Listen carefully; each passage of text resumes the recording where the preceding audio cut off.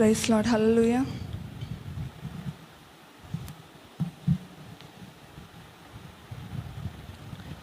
కీర్తనలు 16వ అధ్యాయం మనం ధ్యానించుకుందాం.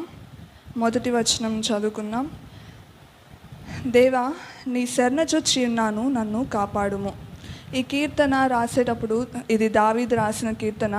అయితే ఈ కీర్తన రాసేటప్పుడు దావీదంట సౌలు దావీదును చంపడానికి ప్రయత్నిస్తూ ఉన్నప్పుడు దావీదు అడవుల్లోకి పారిపోయాడు కదా. అప్పుడు సౌలు ఏం చేస్తాడంటే 3000 మంది తీసుకొని దావీదును వెతకడానికి ఆయన ప్రయత్నిస్తూ ఉన్నప్పుడు దావీదు ఈ మాటలు రాస్తున్నాడు. దేవా, నీ శరణుజొచ్చి ఉన్నాను ప్రభా, నన్ను కాపాడు అని చెప్పేసి ఇక్కడ ఈయన రాయడం అనేది జరిగింది.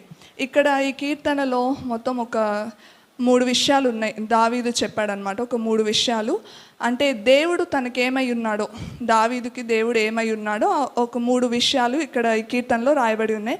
వాటిని మనం ధ్యానించుకుందాం. మొట్టమొదటిగా మనం చూసినట్లయితే కీర్తనలు 16వ అధ్యాయం 2వ వచనంలో మనం ఒకసారి చదువుకుందాం. నీవే ప్రభుడవు, నీకంటే నాకు క్షేమాధారం ఏదీ లేదని యెహోవాతో నేను మనవి చేయుదును. అంటే ఇక్కడ ఏం రాయబడి ఉందంటే దేవుడే నాకు క్షేమాధారం. అంటే ఆయన నన్ను ఆపదల్లోంచి ఆయన రక్షించే దేవుడు, లేదంటే ఆయన ఆశ్రయదుర్గంగా ఉన్న దేవుడు అని చెప్పేసి. అంటే దావీదుకి ఒక సేఫ్ ప్లేస్ ఏదన్నా ఉంది అని అంటే అది దేవుడే నాకు ఒక సేఫ్ ప్లేస్ అని చెప్పేసి. కీర్తనలు 37వ అధ్యాయం 39వ వచనాన్ని ఒకసారి చదువుకుందాం. కీర్తనలు 37వ అధ్యాయం 39వ వచనం. యెహోవాయే నీతిమంతులకు రక్షణ ఆధారము, బాధ కలుగునప్పుడు ఆయనే వారికి ఆశ్రయదుర్గము. అంటే మనకి ఏదైనా బాధ వచ్చినా, ఇబ్బంది వచ్చినా, కష్టం వచ్చినా ఎవరు మనకి ఆశ్రయదుర్గంగా ఉన్నారు అంటే దేవుడే మనకు ఆశ్రయదుర్గంగా ఉన్నాడు. సో ఫస్ట్ది వచ్చేసరికి క్షేమాధారము అని చెప్పేసి దావీదు చెప్తున్నా. అలాగే రెండవదిగా మనం చూసినట్లయితే కీర్తనలు 16వ అధ్యాయం 5-6 వచనాలు మనం చదువుకుందాం. యెహోవా నా స్వాస్థ్య భాగము, నా పానీయ భాగము, నీవే నా భాగమును కాపాడుచున్నావు. మనోహర స్థలములలో నాకు పాలు ప్రాప్తించెను, శ్రేష్టమైన స్వాస్యము నాకు కలిగెను. ఇక్కడ దావీదు రాస్తున్నాడు, శ్రేష్టమైన స్వాస్యం నాకు కలిగి. ఏంటా శ్రేష్టమైన స్వాస్యం అంటే దేవుడే తనకు శ్రేష్టమైన స్వాస్యం.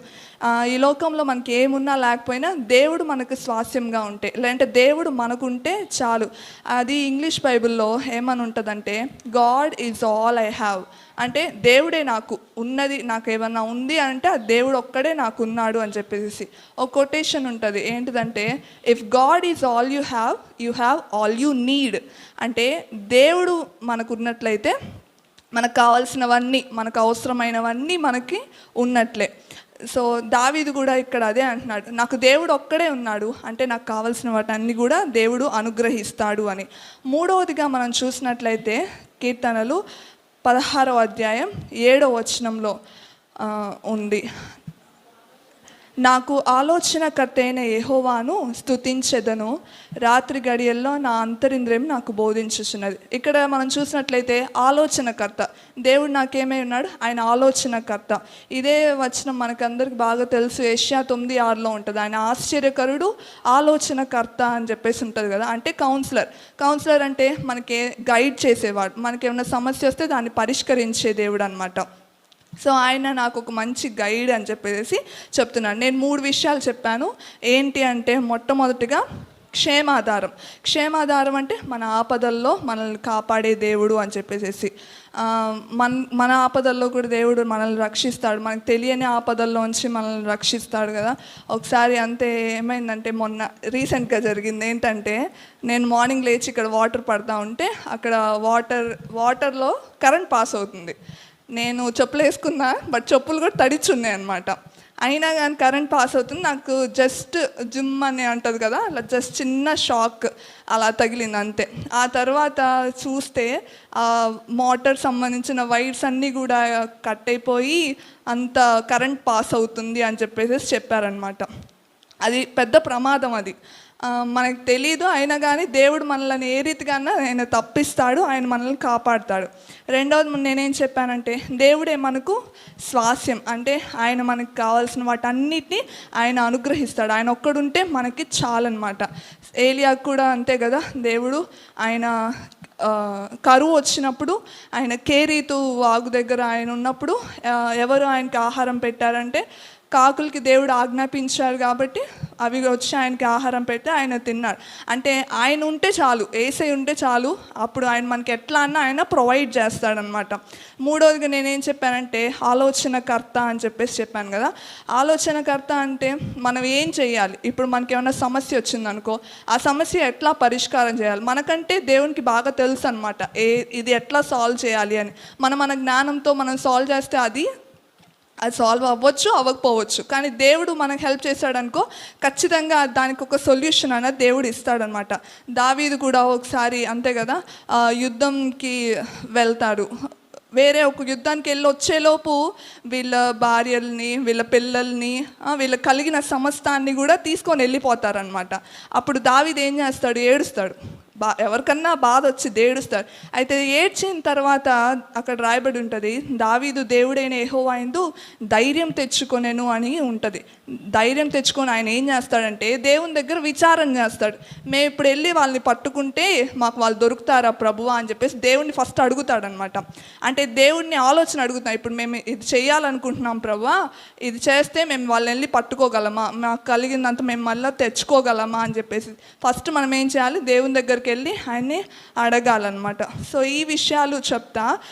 సో దావీదు అదే అన్నాడు, నాకు ఆయన క్షేమాధారము, ఆయనే నాకు స్వాస్యము, ఆయనే నాకు ఆలోచనకర్త. కాబట్టి కీర్తనలు 16వ అధ్యాయం 8వ వచనంలో ఆయన అంటాడు, సదాకాలము యెహోవా యందు నా గురి నిలుపుచున్నాను. అంటే ఆయన ప్రతి ఒక్కటి ఆయనే నాకు సమస్తమై ఉన్నాడు కాబట్టి నా గురి నేను ఎక్కడ నిలుపుతాను అంటే దేవుని యందే నా గురి నిలుపుతాను, ఆయన వైపే నేను చూస్తాను. ఏదో బైబిల్లో ఒక వచనం కూడా ఉంటుంది కదా, మీరు ఆయన వైపుకు తిరిగితే అప్పుడు ఆయన మన వైపుకు తిరుగుతాడు అని చెప్పేసి. అలాగే దావీదు కూడా నా గురి నేను నీ వైపే పెట్టుకుంటున్నాను ప్రభువా అని చెప్పేసి దేవుడితో అట్లా మనవి చేస్తున్నాడు అనమాట. సో దేవుణ్ణి ఆయన గురిగా పెట్టుకున్నందువల్ల ఏమైందంటే అదే వచనంలో 8వ వచనంలో సెకండ్ హాఫ్ మనం చూసినట్లయితే, ఆయన నా కుడిపార్శ్వమందు ఉన్నాడు కనుక నేను కదల్చబడను. నేను దేవుని యందు గురి పెట్టుకొని ఉన్నాను కాబట్టి ఆయన నా కుడి పార్శ్వమందు ఆయన ఉన్నాడు. మనకందరికీ తెలిసిన వాక్యం అది, కీర్తనలు 91వ అధ్యాయం 7వ వచనంలో ఉంటుంది, నీ ప్రక్కను 1000 మంది పడినను, నీ కుడి ప్రక్కను 10,000 మంది కూలినను, అపాయము నీ వద్దకు రాదు అని. ఎందుకు అపాయం నీ వద్దకు రాదంటే ఆయన మనతోనే ఉన్నాడు, మన కుడిపార్శ్వమందు ఉన్నాడు, ఆయన మన పక్షంగా ఉన్నాడు కాబట్టి మనకేం అపాయం రాదు. ఆయన మనల్ని ఆపదల్లో తప్పిస్తాడు కాబట్టి మనకేం అపాయము రాదు అనమాట. అలాగే ఈ లాస్ట్ వచనం మనం చదువుకున్నట్లయితే 16వ అధ్యాయం 11వ వచనంలో, జీవ మార్గము నీవు నాకు తెలియజేసేదవు, నీ సన్నిధిని సంపూర్ణ సంతోషము కలదు, నీ కుడి చేతిలో నిత్యము సుఖములు కలవు. ఇక్కడ దావీదు అంటున్నాడు కదా, నీ సన్నిధిలో ఏముందంట, సంపూర్ణమైన సంతోషము కలదు. ఇక్కడ ఇదే కీర్తన స్టార్టింగ్లో దావీదు ఏం దేవా నీ శరణొచ్చిన నన్ను కాపాడు అని ఆయన బాధతో రాసి ఉండొచ్చు కదా స్టార్టింగ్. అట్లా దేవా నన్ను ఈ బాధల్లోంచి తప్పించు, నన్ను ఈ ఆపదల్లోంచి తప్పించు అని ఇట్లా రాసిన దావీదు ఎండింగ్కి వచ్చేసరికి ఏమైంది, ఆయనకి సంతోషం. దేవుని సన్నిధిలో కొంచెం సమయం మనం గడిపినా కానీ మన హృదయంలో ఏముంటుందంట, సంతోషం ఉంటుంది. ఆయన హృదయంలో కూడా సంతోషం ఉంటుందని 9వ వచనంలో ఉంది, ఒకసారి చదువుకుందాం.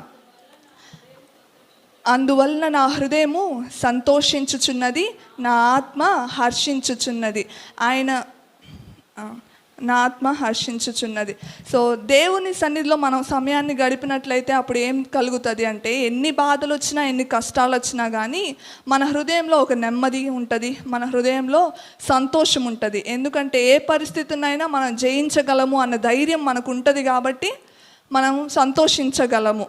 అయితే మనం నేర్చుకోవాల్సింది ఏంటంటే, దేవుని యందు మన గురి నిలపాలి. ఎప్పుడైతే మనం దేవుని యందు మనం గురి నిలుపుతామో అప్పుడు ఆయన మనకు సహాయం చేసే దేవుడుగా ఉన్నాడు.